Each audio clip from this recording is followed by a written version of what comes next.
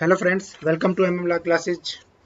सबसे पहले उनका धन्यवाद जिन्होंने मेरा चैनल को सब्सक्राइब किया और मुझे बहुत अच्छे कमेंट्स भी किए कि मैं आगे वीडियो बनाऊं। आपका बहुत बहुत धन्यवाद सभी कमेंट करने के लिए। आज इस सेक्शन में बात करेंगे सेक्शन 34 से लेकर सेक्शन 38 जो इंडियन एविडेंस एक्ट की है।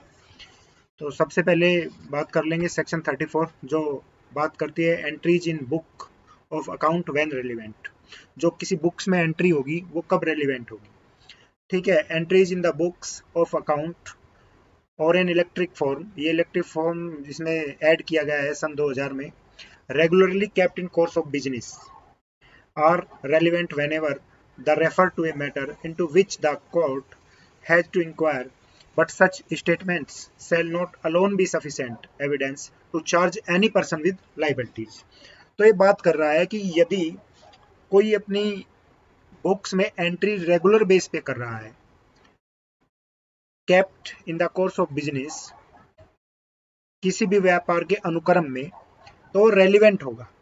ठीक है, इसको इस प्रकार से समझते हैं हम, जैसा इसमें एक इलिस्ट्रेशन दिया गया है और एक एग्जाम, ये जो इलिस्ट्रेशन है इसी के बेस पे क्वेश्चन भी एग्जाम में आया था एमपीसीजे 2013 और बीआरपीसीएसजे में भी ये आया हुआ क्वेश्चन है और इसी सेक्शन का ये इलिस्ट्रेशन भी है कि ए ने बे पर एक वाद दायर किया तथा उसने अपनी लेखांकन डायरी में बे को इस रकम जो 1000 रुपये थी का ऋणी दर्शाया। तो इस तरह की जो प्रविष्टि है, जो इस तरह की एंट्री है, वो सुसंगत होगी या नहीं, इसके बारे में एक क्वेश्चन है।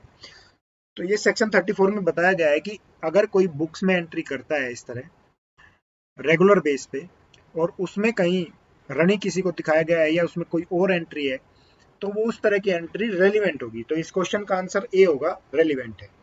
ठीक है, इस सेक्शन में एक बात और ध्यान देने वाली है जिसपे क्वेश्चन आई भी है कि सच statements shall not alone be sufficient. ये स्टेटमेंट्स जो उसमें एंट्री किए हुए स्टेटमेंट है वो केवल अकेले ही सफिशिएंट नहीं है किसी पर्सन की लाइबिलिटी फिक्स करने के लिए या किसी सूट को फाइनल करने के लिए।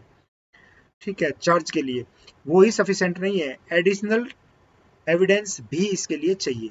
ये रेलिवेंट तो है लेकिन केवल अकेले ही सफिशिएंट नहीं है। इसके बारे में एक केस है जिसके बारे में क्वेश्चन भी आया था उत्तराखंड एपीयू में कि निम्नलिखित में से कौन सा अगर निर्णय लेखा पुस्तकों की प्रविष्टियां कब सुसंगत है से संबंधित है।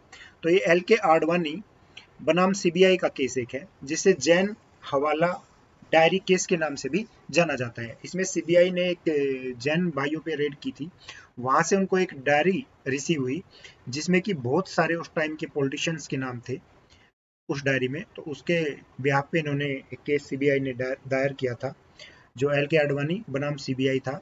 लेकिन इसी में इसमें सेक्शन 34 में ये बात क्लियर है कि इस तरह की जो एंट्री है वो अकेली ही सफिशिएंट नहीं है, उसमें एडिशनल एविडेंस की भी जरूरत है।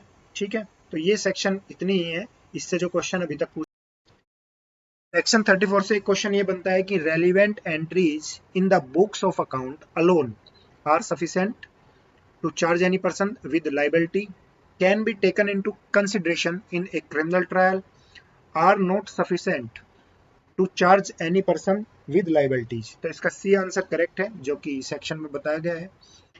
इससे यही क्वेश्चन थे जो 34 से अब तक पूछे गए हैं। इसके बाद 35 सेक्शन जो है वो है relevancy of entry in public record और in electronic record made in performance of duty.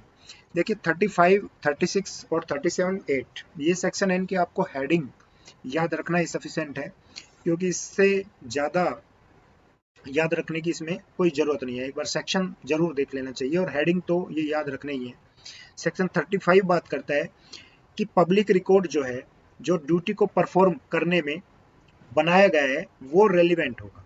ठीक है, जैसे कोई पब्लिक सर्वेंट है और उसने कोई भी रजिस्टर, लास्ट में लिखा हुआ है देखो, सच बुक्स रजिस्टर और रिकॉर्ड एंड इलेक्ट्रॉनिक रिकॉर्ड, जो भी उसने ड्यूटी करते हुए रिकॉर्ड बनाया है वो रिकॉर्ड रेलिवेंट होगा। ठीक है, पब्लिक रिकॉर्ड और एन इलेक्ट्रिक रिकॉर्ड, जो भी ड्यूटी करते हुए उसने रिकॉर्ड बनाया है, जैसे कोई भी एमसीडी या कोई भी गवर्नमेंट जो ऑफिस है उसमें रिकॉर्ड जो मेंटेन होता है, तो वो रिकॉर्ड अगर उसकी कहीं जरूरत है तो वो रिकॉर्ड कहाँ किस सेक्शन में रेलिवेंट होगा, वो 35 में रेलिवेंट होगा। अगली सेक्शन है section 36, relevancy of statements in maps, charts and plan.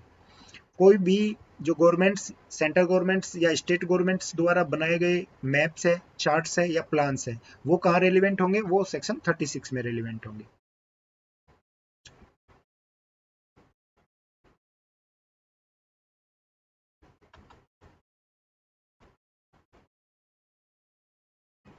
Section 37, section 37 है relevancy of statements as to fact of public nature content in a certain act और नोटिफिकेशंस।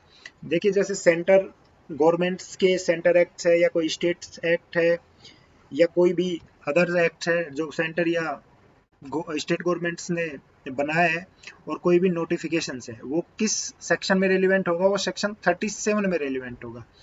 और इस सेक्शन में यही सफिशिएंट है हेडिंग को याद करना ही।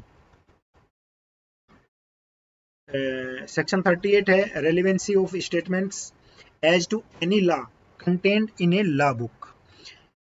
ये सेक्शन बात करती है कि कोई भी स्टेटमेंट्स या लॉ बुक में कोई भी जो बात लिखी हुई है, जो जिसको हम रूलिंग के नाम से भी जानते हैं, तो वो किस सेक्शन में रेलिवेंट होगी? वो सेक्शन 38 में रेलिवेंट होगी। इससे क्वेश्चन सीधा पूछा गया था यूपी PCSJ 2015 में कि भारतीय साक्ष्य अधिनियम 1872 की निम्नलिखित में से कौन सी धारा विधि की पुस्तकों में अंतर्विष्ट विधि के कथनों की सुसंगतता से संबंधित है?